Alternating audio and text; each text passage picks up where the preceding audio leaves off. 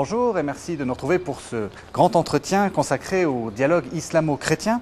Enregistrer cette émission à Jérusalem a un caractère d'évidence. C'est une banalité de le rappeler, mais cette ville et ce pays sont le lieu d'une coexistence parfois douloureuse entre les trois religions monothéistes. C'est donc l'endroit idéal pour se demander comment musulmans et chrétiens vivent ensemble et peuvent se parler. Comment se passe cette coexistence? Quelles sont les difficultés qu'elle rencontre et quelles sont surtout les raisons de se réjouir. Alors, pour essayer de comprendre cela, j'ai deux invités, le père Rafik Khoury, bonjour. Bonjour. Vous êtes secrétaire général du comité pastoral catholique du patriarcat latin de Jérusalem. Et monsieur Amjad Chehab, bonjour. Bonjour. Vous êtes enseignant en sciences politiques à l'université d'Al-Quds à Jérusalem.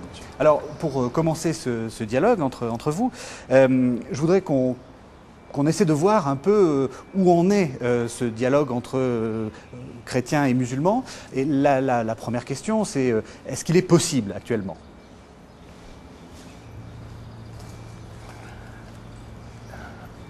Non seulement il est possible, et non seulement il est souhaitable, mais le dialogue est décisif dans ce sens que c'est une question de vie ou de mort. Ou bien nous dialoguons les uns avec les autres, ou bien nous sommes en conflit les uns avec les autres. Donc c'est une question vraiment de vie ou de mort, non pas seulement pour la Palestine ou bien le Moyen-Orient, mais pour le monde entier. Maintenant, pourquoi ce dialogue? Justement pour développer un vivre ensemble. Nous sommes dans un monde, nous sommes tous ensemble et nous sommes invités à vivre ensemble, et le vivre ensemble ne peut se développer qu'à partir du dialogue. Vous êtes d'accord? Tout à fait, je rejoins le père Hariri et le père Khoury. Et je voulais juste distinguer entre le dialogue religieux qui, à mon avis, existe depuis des siècles entre Palestiniens, j'insiste sur le mot palestinien, chrétiens, musulmans, parce qu'on a passé de concepts chrétiens palestiniens et musulmans palestiniens à la concept palestinien, musulmans et palestiniens chrétiens. Et nous, on vit depuis des siècles ensemble. Donc les dialogues de vie existent entre les Palestiniens, musulmans et chrétiens depuis des siècles.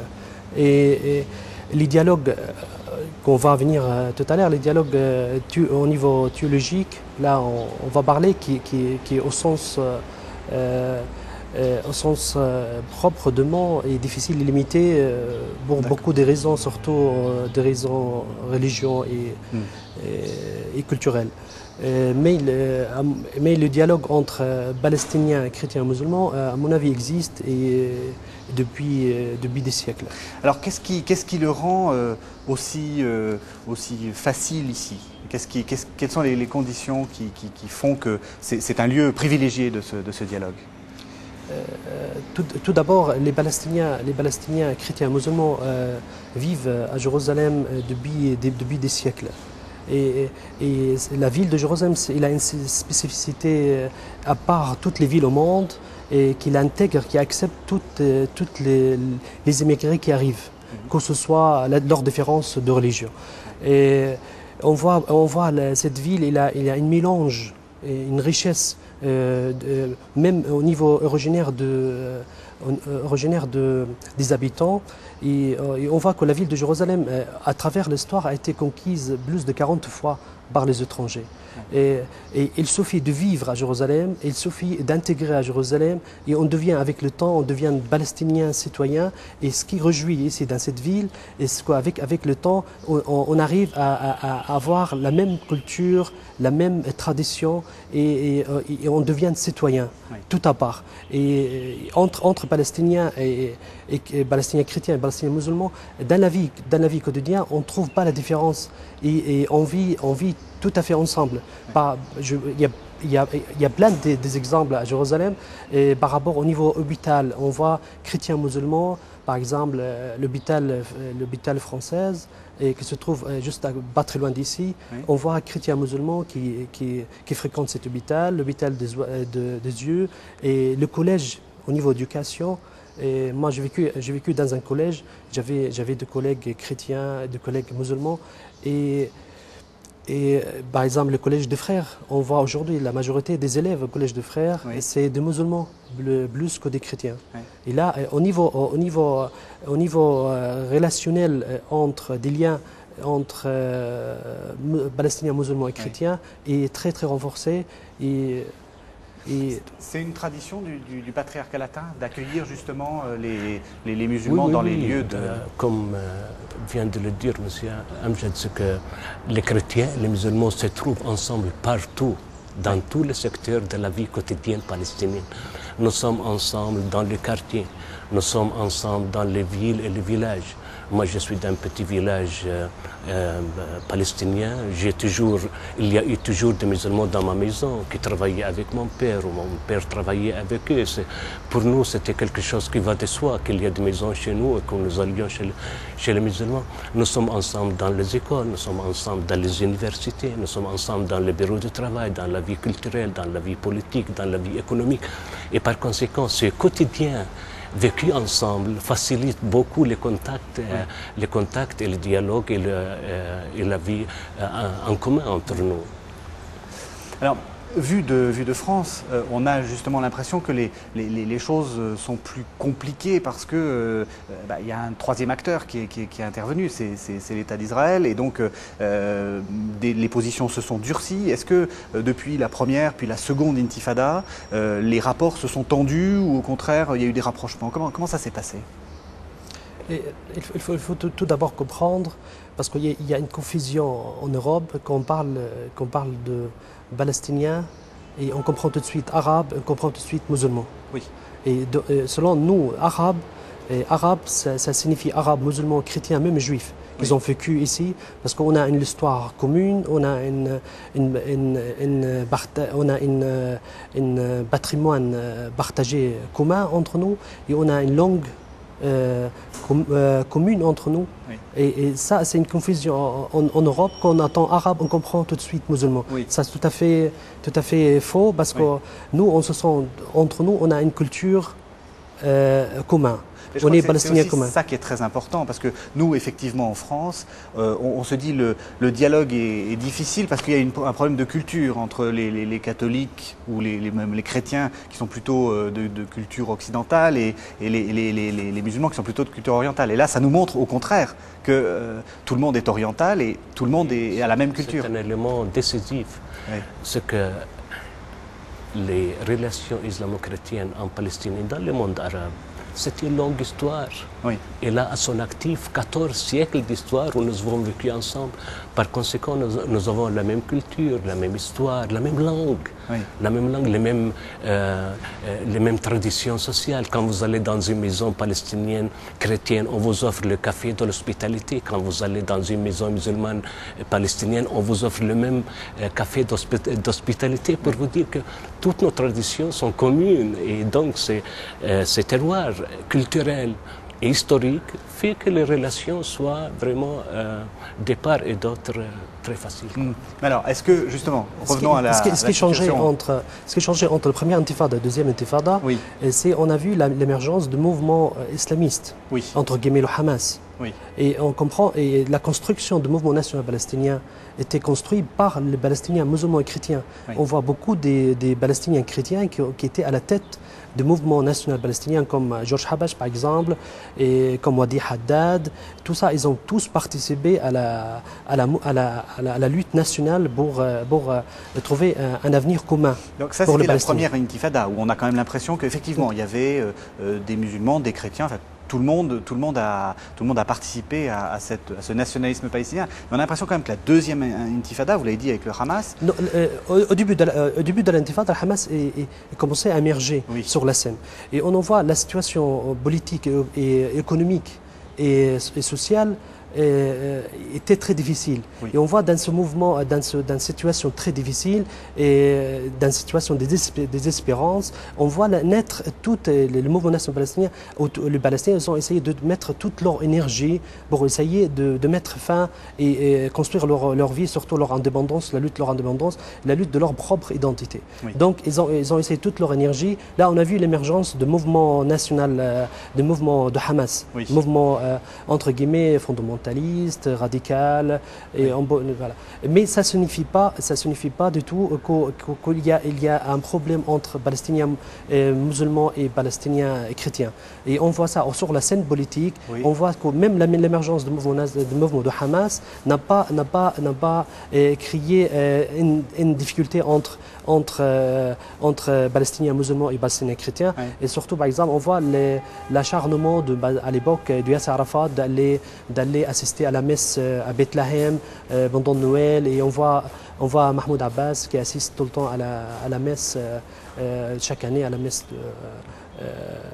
des chrétiens. Ouais. Et le fait qu'il y a un mouvement national, qu'il y a un mouvement islamiste sur la scène, et c'est là un objectif de la lutte pour essayer de libérer, de protéger l'identité nationale et libérer la Palestine et créer un État commun. Ouais. Et ce qu'on voit clairement, le meilleur exemple, en 2006, quand il y a eu les élections législatives en Cisjordanie, on a remarqué que les députés de Hamas, ils ont eu beaucoup de voix, surtout à Ramallah, qui a une présence chrétienne, et à Bethléem aussi. Et on voit même le maire de Ramallah, qui est une femme chrétienne, qui était soutenue par les voix de députés de Hamas pour devenir maire. Oui. Et donc, là, on voit qu'il y a un intérêt commun entre les Palestiniens chrétiens et musulmans, et pour arriver fin à l'occupation israélienne. Là, on voit pas de difficulté, même avec l'émergence du mouvement de Hamas sur la scène politique. Vous êtes d'accord, ça n'a pas changé? Je peux ajouter une chose tout d'abord, que Hamas n'a pas une note antichrétienne du tout. Oui. Bien au contraire. Il y a des rapports qui se font entre, par exemple, à Gaza, entre la petite communauté chrétienne de Gaza et Hamas. Il y a des contacts. Et souvent, ils ont protégé les chrétiens dans certaines situations. Donc, ils n'ont pas une note antichrétienne. Une autre chose très importante, il ne faut pas penser que Hamas accapare toute la scène politique palestinienne. Il y a une très grande diversité. Oui. Et Hamas représente quelque chose d'important actuellement, mais il ne faut pas oublier les autres, les autres partis politiques ou bien les autres tendances politiques qui existent sur la scène palestinienne. La société palestinienne est une société pluraliste. Jamais Hamas ne pourra dominer la scène politique, et jamais Fatah et jamais les autres. Il y a une diversité, il faut je crois, gérer la situation palestinienne à partir de cette diversité qui est très importante. Alors, on a parlé un peu politique, j'aimerais qu'on parle aussi un peu théologie, mais c'est en fait de la théologie politique, puisque en 2006, il y a eu la fameuse conférence de Ratisbonne, et un peu en réaction, le 13 octobre 2007, on a vu 138 personnalités musulmanes, sous l'égide d'un prince de Jordanie, le prince Razi Ben Mohammed Ben Talal, proposer une sorte de base, une lettre des 138 personnalités, pour un dialogue théologique. Alors, vous êtes spécialiste de relations internationales. Expliquez-nous comment un tel consensus a été rendu possible. Parce que, vu de France et de ce qu'on dit souvent, on dit le monde musulman est très éclaté, il ne peut pas y avoir de consensus. Comment ça a été possible, ça? Moi, je pense qu'un dialogue entre croyants de différentes religions est possible, mais entre religions, c'est difficile, oui. Et c'est difficile et trop limité. Oui. On peut pas aller discuter et même d'une doctrine qui est faite par les trois religions monothéistes. Oui. Et est-ce que c'est vraiment souhaitable? Est-ce qu'il faut arriver à une religion commune? Enfin, je ne sais pas ce que vous en pensez. Ça paraît illusoire. Et moi, à mon avis, je prends l'exemple de Jérusalem, on peut vivre en harmonie, et ça provient depuis des siècles entre Palestiniens, chrétiens et musulmans, et chacun sa croyance, et on a le respect à sa croyance, sa propre croyance, et on peut vivre avec un dialogue de vie entre différentes religions. Mais je voulais juste insister ici sur ce qui est arrivé à Jérusalem. Oui. Les chrétiens à Jérusalem, ils ont vécu une certaine stabilité, sous le régime de l'Empire ottoman et sous le régime jordanien. Et ce qui changeait par rapport à l'arrivée des Israéliens, surtout à Jérusalem-Est en 1967, et on voit ici qu'il y a un départ massif des chrétiens palestiniens, des Palestiniens chrétiens, et de Jérusalem, à cause de l'occupation, les mesures qui étaient prises par les Israéliens. Et on n'a jamais vécu en Palestine, jamais vécu un musulman, un Palestinien musulman, et essayer de chercher à confisquer ou prendre la terre d'un chrétien au arrivé. Malgré, il y avait des périodes entre Palestiniens, musulmans et chrétiens, il y avait des périodes de tension et de crise, mais à travers ces siècles, 14 siècles, que les Palestiniens, musulmans et chrétiens ont vécu ensemble, ils ont développé une certaine sagesse et qu'on arrive à résoudre tous les problèmes en commun. Il y a une conscience qui était créée entre les deux, une conscience mutuelle, qu'ils ont compris qu'il y a un intérêt. Ils ont un adversaire commun aujourd'hui, ils ont un intérêt commun de créer leur avenir, surtout leur futur, le futur avenir et le futur État ensemble. Vous êtes d'accord ? C'est pour donner un exemple concret de ce qu'il vient de dire. C'est qu'en 1948, c'est-à-dire lors de la création de l'État d'Israël, il y avait à Jérusalem 29 000 chrétiens. Aujourd'hui, ils auraient dû être au moins 70 000. Oui. Après la création d'Israël, ce nombre est tombé jusqu'à 14 000. Ensuite, après la guerre de 67, c'est tombé jusqu'à autour de 9 000. Donc la situation en Palestine a beaucoup influé sur l'immigration des chrétiens. Une autre chose, je voudrais dire, le dialogue religieux, théologique ou pas théologique. Il s'agit de spécifier quel est le but d'un dialogue religieux ou bien théologique. Eh bien, le but n'est pas d'amener l'autre à adopter ma religion ou bien que j'adopte moi la religion de l'autre. Le dialogue religieux, il s'agit de développer une connaissance mutuelle en profondeur pour être capable de vivre ensemble. Il y a l'imam Ali, c'est une grande figure de l'islam primitif qui disait les gens sont ennemis de ceux qu'ils ne connaissent pas. Et par conséquent, nous devons nous connaître davantage, connaître l'autre comme il se comprend lui-même et que lui me comprenne comme je me comprends moi-même. C'est ainsi que nous pouvons développer un vivre ensemble qui soit non pas seulement une coexistence, une tolérance, mais qui soit vraiment une communion entre eux. Et c'est ce que nous essayons de développer autant que nous le pouvons dans la société palestinienne, qu'il y a vraiment une interaction entre chrétiens et musulmans. Et sur quelle base ? Qu'est-ce qui pourrait faire justement cette communion ? C'est-à-dire aller un petit peu plus que la coexistence. Quels sont les quelques éléments qui permettent de passer de coexister à être bien, à vivre il y a ensemble ? deux choses. Il y a les similitudes et les différences. Oui. Il y a des similitudes. Nous croyons en un seul Dieu. Nous croyons à la vie éternelle. Nous croyons dans... Donc il y a des croyances qui nous sont communes et qui font que nous pouvons vraiment dialoguer, même sur le plan théologique. Mais il y a aussi les différences. Et dialoguer, c'est accepter les différences. C'est accueillir les similitudes comme un don, mais aussi accepter la différence et que autrement l'autre ne serait pas autre s'il n'était pas différent. Et sur cette base de similitudes et de différences que nous pouvons vraiment négocier notre relation mutuelle. Vous êtes spécialiste en sciences politiques. Est-ce que vous pensez aussi que les intérêts politiques communs jouent aussi dans cette nécessité du dialogue et peut-être même favorisent le dialogue ? Tout à fait. Et moi, je vais ajouter avec le Berhouri que les dialogues, ça nous aide.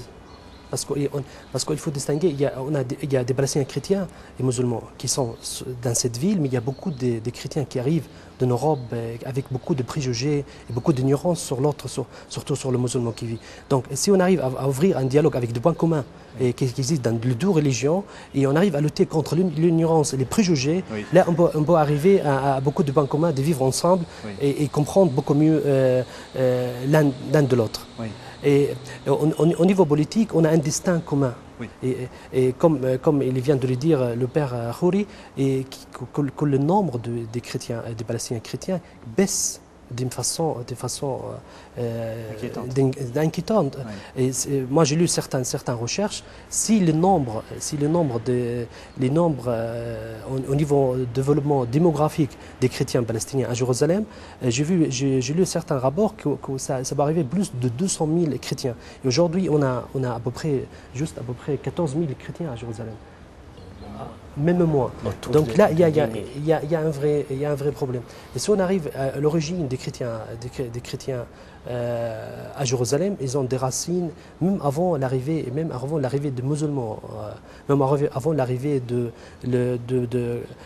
Khalifa Omar, oui. même avec son contrat l'Ahd al-Omari, qui a mis un système complet dans les rapports entre chrétiens et musulmans, même avec des juifs, et qui se trouvaient dans cette ville. Et le problème ici, c'est pas entre même le problème politique, le conflit israélo-palestinien, c'est pas entre religions à Jérusalem. Oui. Les conflits, c'est un conflit politique. Oui. Et parce même les juifs qui ont vécu avec les Palestiniens, Palestiniens juifs, Palestiniens chrétiens, Palestiniens musulmans, ils ont vécu en harmonie et à une certaine stabilité et beaucoup mieux qu'aujourd'hui. Oui. Là, on voit la liberté de conscience, la liberté individuelle, la liberté de culte exister un certain temps. Et jamais arrivé aujourd'hui qu'il n'y a pas de liberté de culte, que les chrétiens ne peuvent pas arriver, par exemple, de bande de Gaza, en Cisjordanie, arriver à prier à Bethléem, arriver à prier à Jérusalem. Oui, les sultans ont toujours donné l'autorisation d'aller prier sur les lieux saints. Sous prétexte de sécurité, etc. Voilà, donc, ils n'ont jamais arrivé à certaines difficultés aujourd'hui. Donc là, ici, entre Palestiniens, chrétiens et musulmans, il y a un intérêt commun, il y a un destin commun, il y a un avenir commun, il y a une inquiétude commune entre eux par rapport à la situation politique. Oui. Surtout qu'on voit avec la judaïsation de Jérusalem et la confiscation des terres, l'impasse de négociation avec les Palestiniens. Et ça inquiète les deux côtés, les deux communautés et qui vivent ensemble depuis des siècles. Oui. C'est pour ça, c'est qui favorise toujours la compréhension entre Palestiniens chrétiens et Palestiniens musulmans. Vous constatez, enfin vous dites tout ça est politique, est-ce que vous constatez quand même ou pas justement une sorte de radicalisme? Parce que souvent le radicalisme religieux, c'est-à-dire que souvent les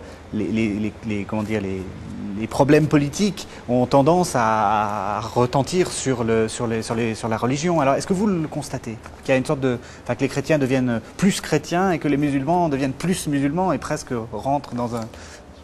Tout à fait. Les Israéliens ils essayent d'utiliser la religion comme un instrument de lutte pour arriver à leur fin politique en Palestine, alors à leur nettoyage ethnique à Jérusalem, surtout à Jérusalem-Est. Là, ils l'utilisent. Mais à mon avis, le vrai problème, la vraie raison de conflit, c'est un conflit politique. Au premier degré entre Palestiniens chrétiens et musulmans d'une part et Israéliens d'autre part. Alors, il nous reste quelques minutes, 2 minutes et demie. Une question un peu personnelle à vous deux.